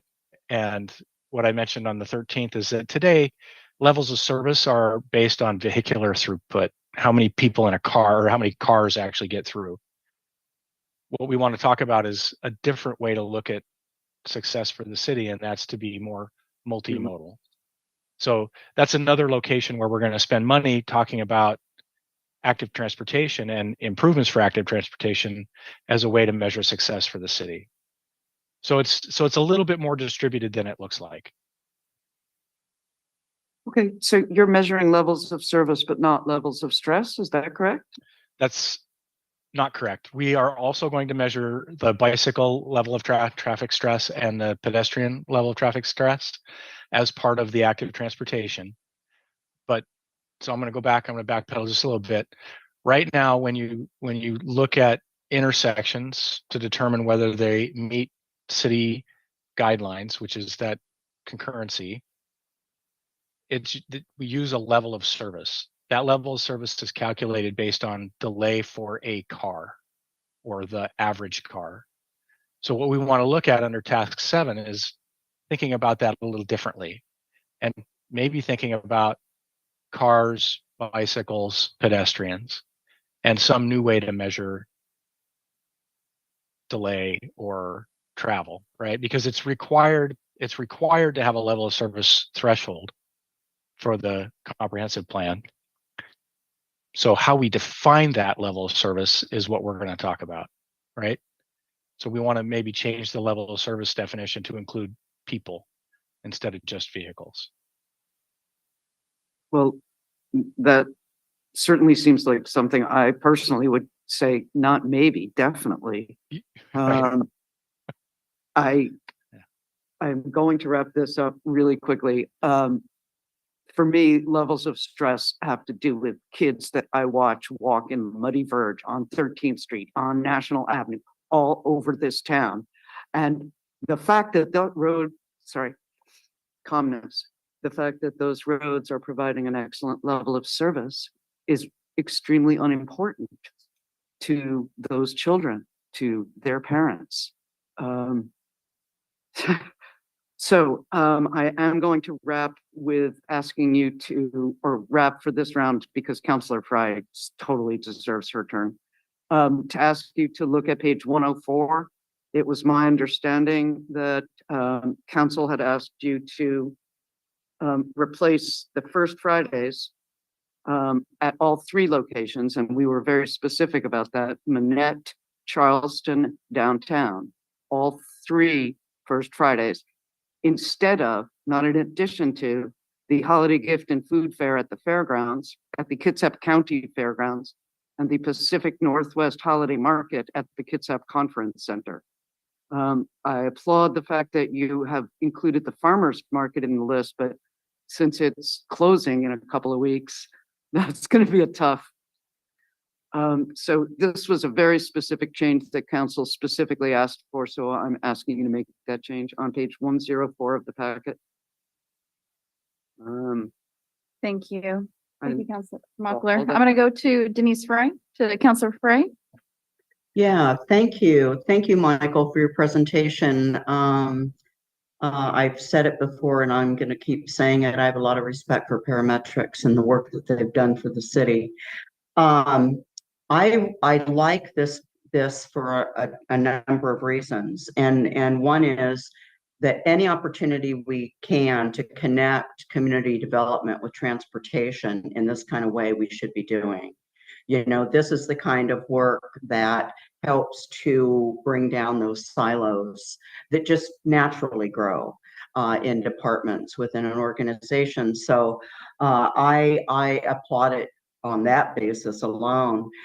Travis Merrigan has educated me a lot around these concurrency standards and you know, vehicles versus pedestrians. And I see you all in there, and I know you're going to smile when I say I'm an and girl. I want it to work with both active transportation and vehicle transportation. And I just want to make sure, and it sounds to me like we're doing that we're integrating work that supports that goal. And so my tone is a little bit different, I think, around this than other council members. But I do think that it poses a question that's been on my mind recently, and that is, with all this discussion around multimodal and huge infrastructure project, huge amounts of money that we're investing that will include multimodal components. So these are high stakes decisions that we're making. And I'm just wondering if, and boy, tell me I'm off base if I am, but should we have some kind of a committee, like an active transportation committee or a multimodal committee? Or, you know, there's the safe routes to school, or the you know, we have complete streets. This is just such an important area of transportation and lifestyle for Bremerton right now that I pose that question, and I don't know who it's for. Thank you. So PSRC is our metropolitan planning organization, and they help guide us through this process, and they have requirements that we have to meet. And it is a requirement for the city in the comp plan update to address level of service for bikes and pedestrian. It is a requirement, and we will be doing it. Now, as far as I will give you what I think about the multimodal or active transportation.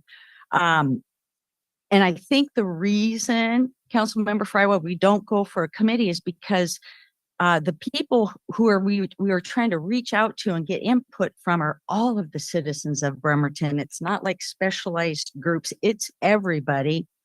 Hence why we do the public outreach for the comp plan and the non-motorized plan. We're out in the public saying we're updating transportation issues and taking your comments. Please tell us what they are. And there's really not holds barred on that. It's, you know, what do you have to tell us about? What do you want to talk about when it comes to transportation in the city of Bremerton? So I'll tell you that that we don't have a committee for the active transportation plan currently in the scope of work, again, because the goal is to try to engage all members of the public in multiple locations and online surveys, online open house, as well as in-person open house. So that's the goal and the intent of how we plan to move this forward. I hope Okay, thank you. Thank you. Thank you for that, Vicki. It's certainly a response to it and fully adequate. Thank you. And I'm grateful. Again, I keep telling you, it's like you're listening, right? Because you are. So that in-person meeting, thank you. Thank you for adding that. We're going to complete streets. In fact, we have our Q4 meeting coming up, and I've added it to the agenda that I'm going to give them a comp plan update, transportation element update. And part of that conversation in that update is that, you know, we have a meeting every quarter. So all 4 quarter meetings of 2024, I will be bringing something to the Complete Streets Committee to get their input. So that's definitely part of my roadmap. I apologize for interrupting. No, that's a good interruption. That was vital information. Yeah, and a much better answer for me than before. So thank you, Vicki. Thanks for your good work. That's it for me. Thank you. Any other counselors who have not gone? Let's see. Okay. Counselor Dennehy, no? Okay. All right. Then I guess that leaves me, and then we'll do another round. I think that, okay, thank you, Ms. Grover, for your presentation, for answering, you know, some tough questions. I wanted to bring up something that we did talk about in our study session, which has to do with the TIF. So a possible recommendation might come out of this for a transportation improvement fee. Is that, yeah? Transportation improvement, yes. Transportation impact fee, I apologize. Thank you, transportation impact fee. And so my understanding is, and I don't know if anybody else wants to chime in on this at all, but my understanding is we're one of the only municipalities that doesn't have this sort of fee. I assume it was kind of a nice carrot for developers and other folks to come in that we don't have this additional fee, but I appreciated and also was questioned the rationale to adding this. So can you kind of, you know, explain a little bit more about the transportation impact fee? I will, the rationale, correct? Yeah, sure. And I will do my best. In my opinion, there's 2 really strong reasons why we should have a transportation impact fee. One is it will provide match funding for grants. It will help fund projects, to not make transportation projects always rely on REIT or, oh, gee, are you going to replace a water main? You know, is there some water funds that can help us out in you know, a new surface? So it's a funding source, and it also does give developers, because I sat in that role for a period of time before I came to transportation, and I had a developer, and actually his name is Andy Barber. He's doing the Wendy's on Adele. And he came right out and said, why don't you have an impact fee? I'm trying to pencil the budget to see if I can make this business go. And part of that is if I had the impact fee would be like how many trips, but instead the code is written to where they submit a transportation impact analysis, which, they have to hire a transportation engineer. That costs some money. Then there's not definitive code. So then we go into a negotiation. And sometimes it comes down to two engineers disagreeing about, is it impact? Does it not impact? And most of the time the developers, engineers don't, they're working for the developer. They don't want to have any impact where they have to pay any additional money into our system. And it's, it's just the way it is. So this would be a more equitable way, in my opinion, to allow development to pay for development by assessing a per trip impact fee. And as council asked before, like, will it be infill? Will it be the mom and pop single family home? Doesn't have to be. That's within our power if we put a policy together for an impact fee to include those kinds of caveats. And again, what we're hoping for is at least to have the conversation during the comp plan update. Thank you. And I don't want to just kind of beleaguer our time today with this small point, but I just kind of wanted to just make sure that I understood that what developers have to do now is they have to do a impact development analysis. Correct. And that's required. Okay. Well, And if there's code requirements, it has to trigger the amount of the project has to trigger 25% over assessed value. So it's all in the code, but it is a negotiated thing. It costs city staff time, costs developer Thank time. you.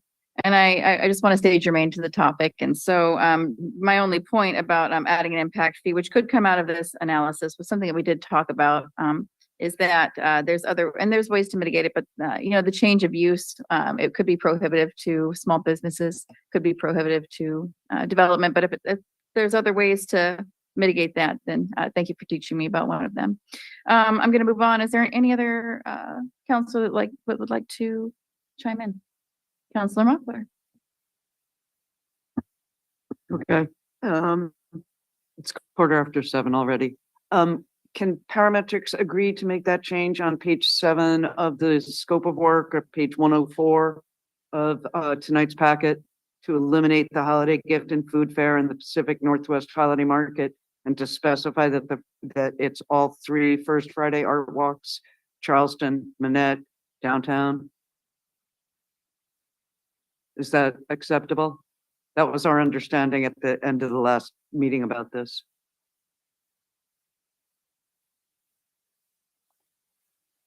Yeah, yes, I apologize. We put the First Friday art walks on there. I guess I didn't realize you wanted us to remove other community outreach. And well, it's excellent outreach to people who live outside Bremerton. Okay. And may I ask for some clarification when you say 3 locations? I'm so sorry. I beg your pardon, Ms. Grover. I was inattentive. Please repeat what you were saying. So I was just going to say, between now and when we talked about this before, I went onto the website to look at the First Friday and get an idea and a feel for that. I guess I'm asking for a little clarification what it means when you say all 3 locations. So like on October 6th is the First Friday art walk for October. And there's an art walk in all 3 locations on October 6th. Every month, every first Friday, 5 to 8. Point of clarification. Is this the Go will ahead. of council, or is this the will of Councilor Mockler? What? Point of clarification, is this a directive from council as a body, or is this a directive from Councilor Mockler? Maybe I'm not clear about that. Thank you, Councilor Dennehy, and I'd agree with that. I feel like that's not necessarily what we discussed, and I would like to, maybe we need to go back for minutes and take a look at it. That sounds great. That is what. And I'd like to call for the question. That's what Council President Coughlin wrote down. So if you feel that I'm overstepping, then, roll it back. But that's what he wrote down and repeated. So. Okay, so I have a call for the question, and I'd like to honor that. So let's call for the question here. Councilmember Dennehy, Yes. good now? Yes. I'm sorry, point of order, just because a council member calls for the question while there's still discussion, do we not vote whether we should call for the question? I think there's more discussion. Robert's rules, you can just call for the question and the rest of the council members are cut off? Well, the chair called for the question. I call for the question.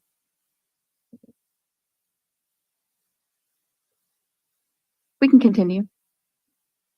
Councilmember Mochler, What? No, Younger, Yes. Fry, Yes. Chamberlain. Yes. Motion carries 5 yeses, 1 no. Thank you. So we have one other item on the agenda before we go to executive session. And it is 7:15. I'd like to ask for a 7-minute break. So by the time we call it, it will bring us back at 7:24. Okay. All right. Recording stopped. Thanks, Chair.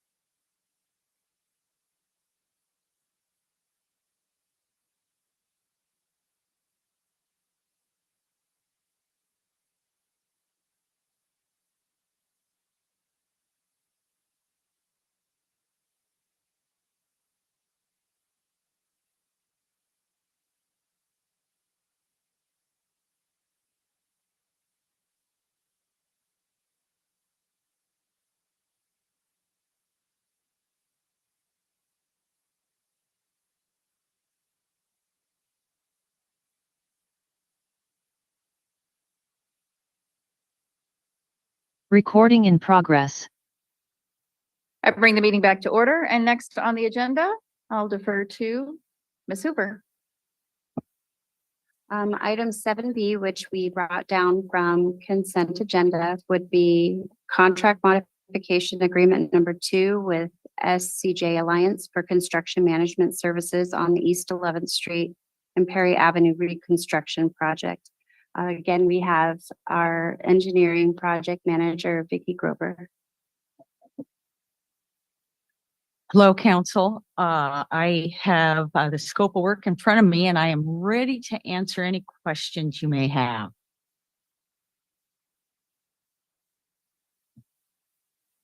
So do we have a motion to approve this agenda item? I'm not sure if we have recommended language, but. Oh, I apologize. Does any member of the public wish to comment on this item?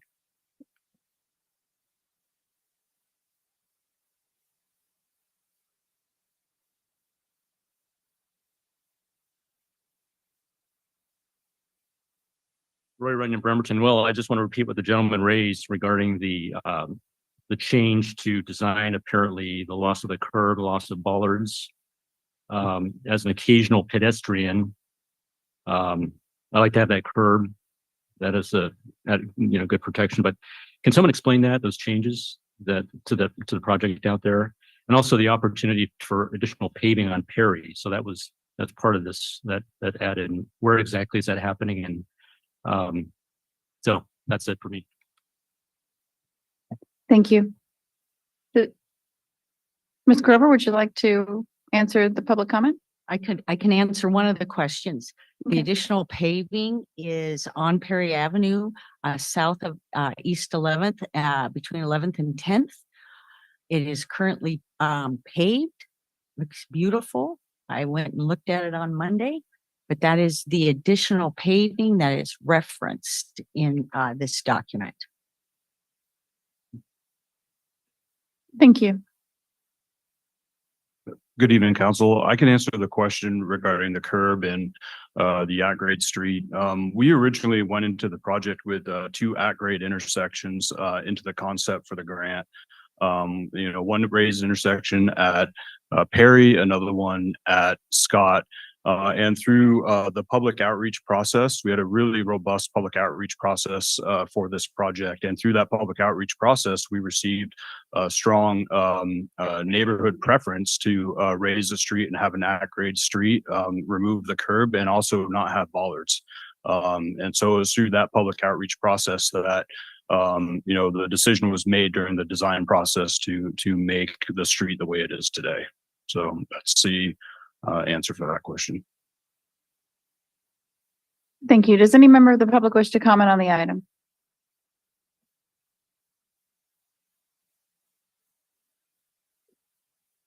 The public doesn't always understand the ramifications of some of the points. So when the public was saying, we don't want bollards and we want an at-grade street because they want a festival street that, this road will be closed down, twice a year, 3 times a year, maybe.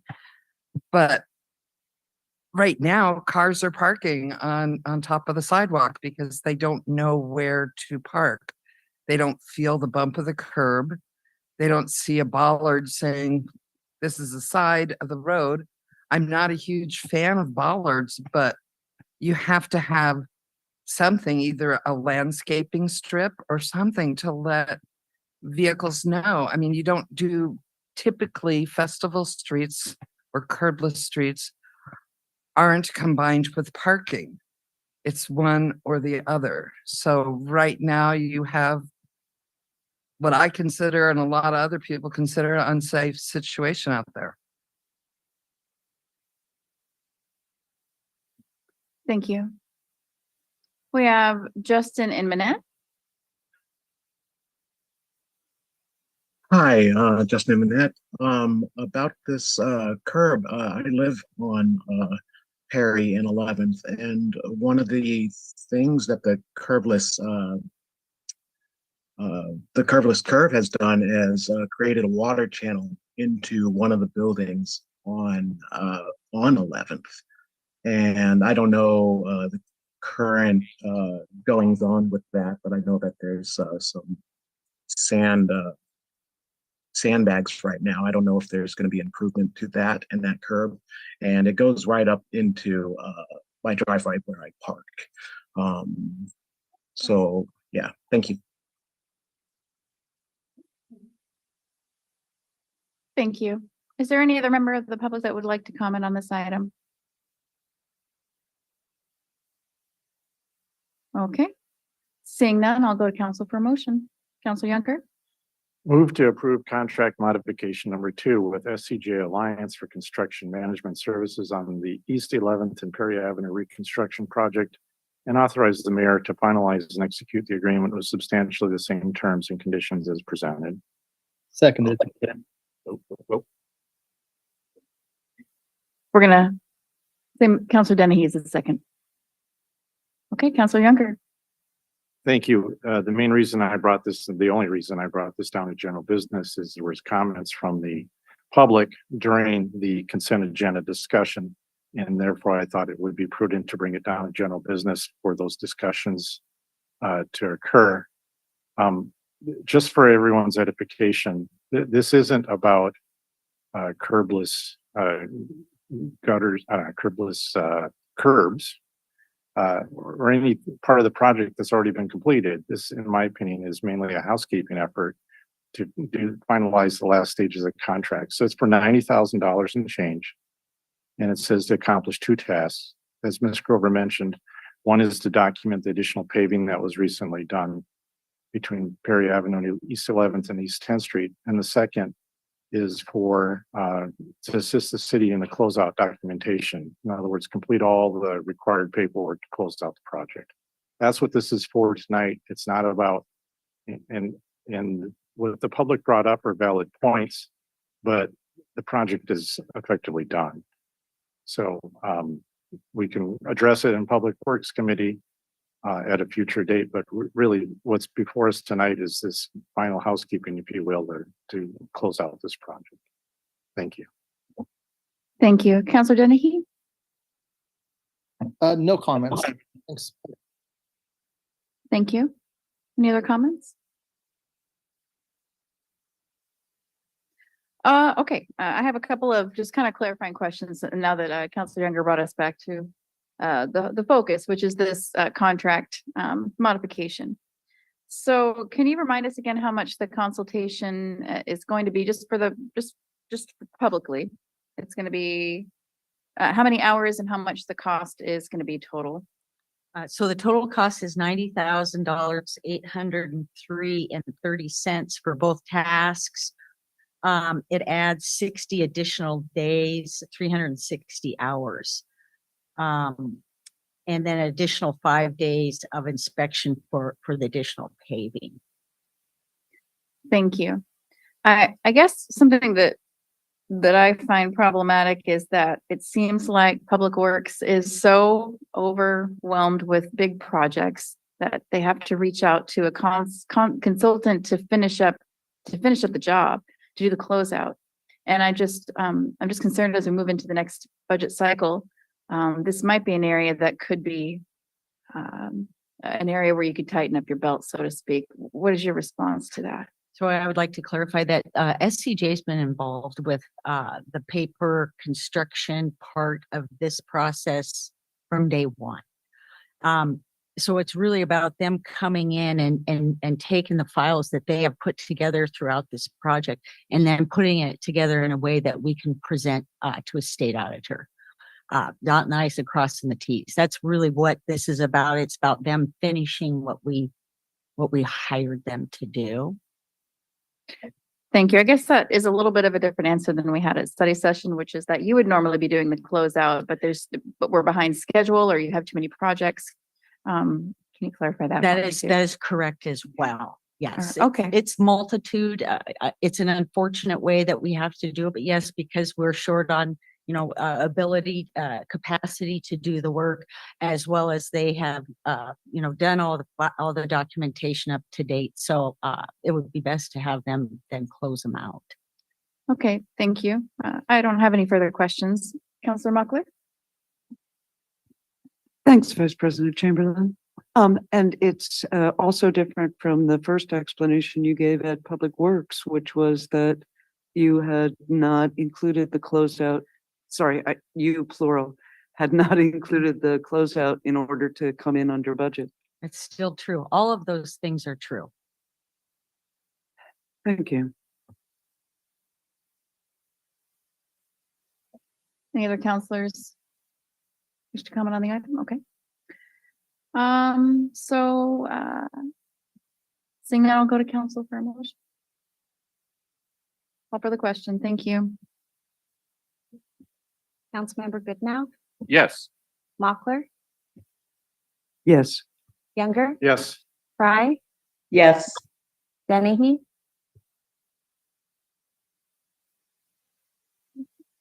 Dennehy, Chamberlain, Yes. Dennehy. Yes. Thank you. Motion carries unanimously. Okay, all right. So we are cruising right along. We are at the point of the night where we go to council reports. So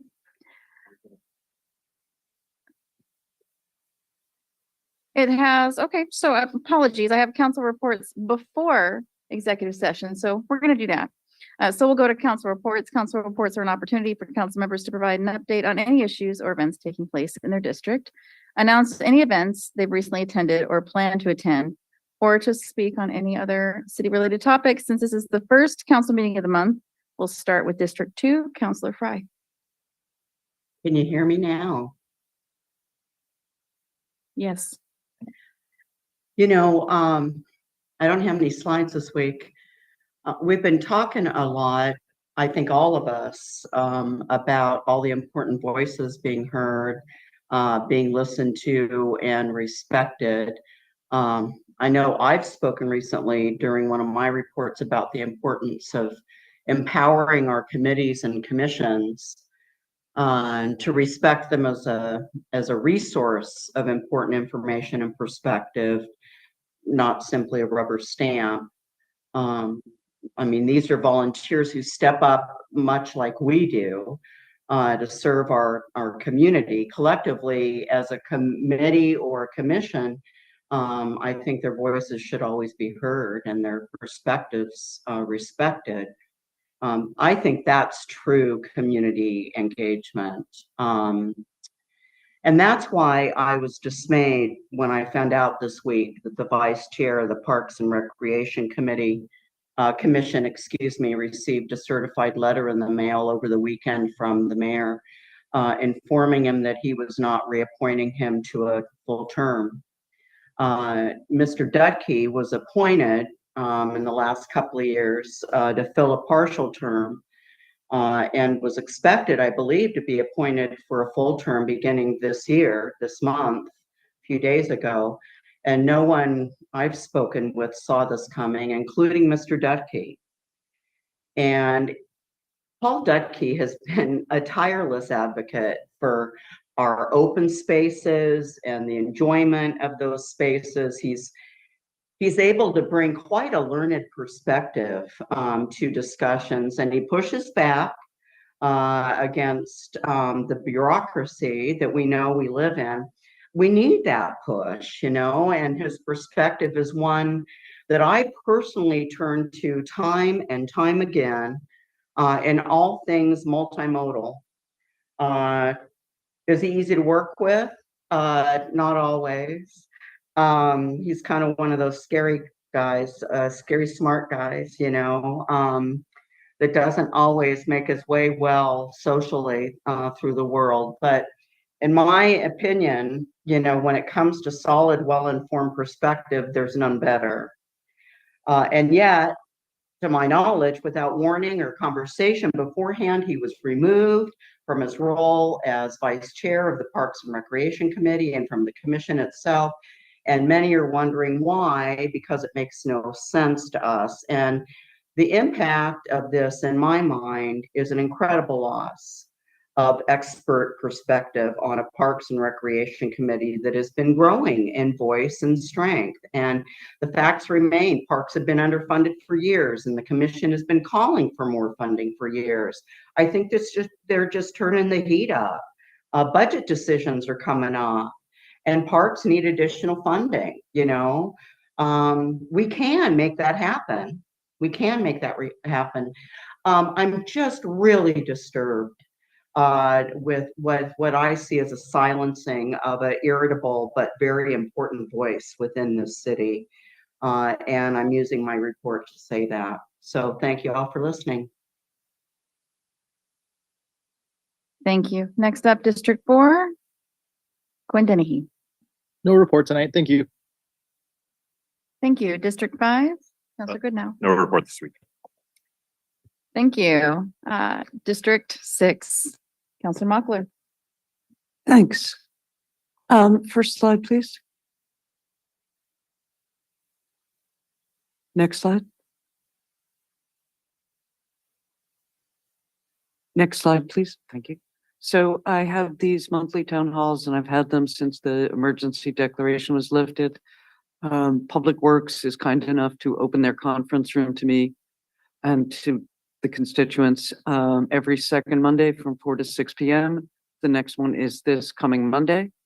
I can't promise as much theater as we had last month, but you know, let us be hopeful.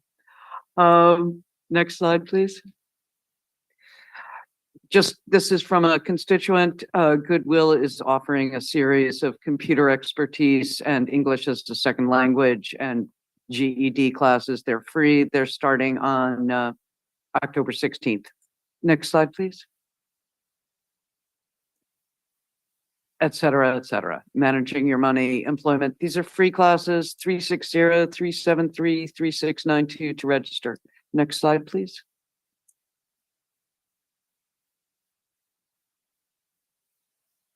Okay. All right then. I'm just going to echo and deeply respect Councillor Fry's tribute to Paul Dutke. One of the last conversations I had with him, he mentioned that well over 50% of respondents to a park survey said that what was most important to them was the chance to be out in nature on trails. And he was a passionate advocate for that. I think a passionate advocate for a thing that the majority of people want is someone that I'm very sad the mayor did not feel able to maintain on the Parks Commission. Yeah. And for the rest of it, thank you all. Thank you. District 7, Mayor Kinder. Thank you. I was going to say no report, although Mr. Dutke's in my district, and I'm going to reserve any specific comments until after I have a chance to talk to Paul. He's, I will give him tribute though. He's been relentless in improving parks, bicycle trails, and pedestrian activity, and in Diane Iverson and other members of the West Sound Bicycle Group. Tremendous amount of work. I have an email this week from Paul about a plan to improve accessibility to NAD, Upper NAD Park. Just everything he does is just well thought out, very detailed, and makes a lot of sense. So this move by the mayor is puzzling. There's two sides to every story. I want to hear Paul's side. I'm sure I'm going to meet with him shortly, hear his side, and if the mayor wants to explain his side of the story, he's welcome to talk to the council about it. That's all I got. Thank you. And I am last. I have no slides, and for today I have no report.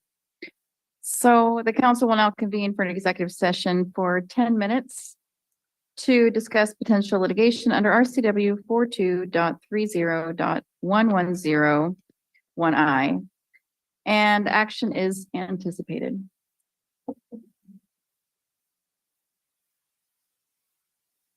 Recording stopped.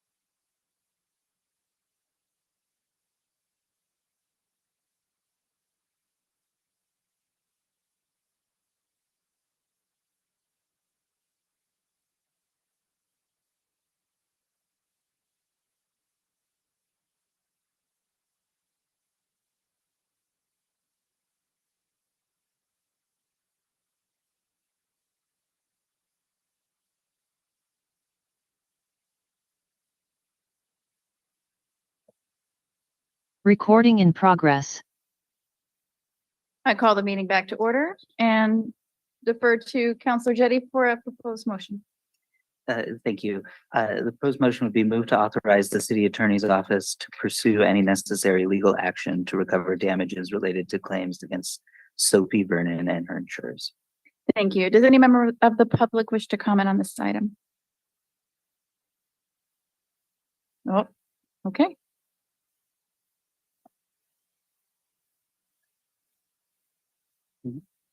Roy Runyon, Bremerton. I didn't hear who the party was. The party is Sophie Vernon. Vernon, Vernon? Correct.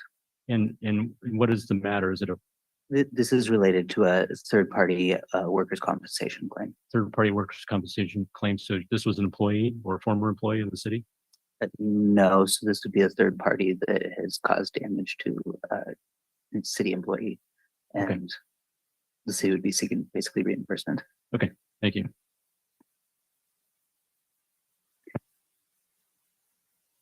Any member of the public wish to comment on this item? Anybody else? Okay. All right, seeing none, I'll go to the council for a motion. So moved. Second. Okay, we have a first and a second, and I call for the question. Councilmember Mochler, Yes. Younger, Yes. Fry.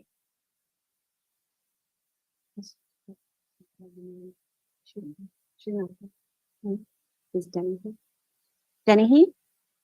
Yes. Goodnow, Yes. Chamberlain. Yes. See, we have 5 yeses. Motion carries. Okay.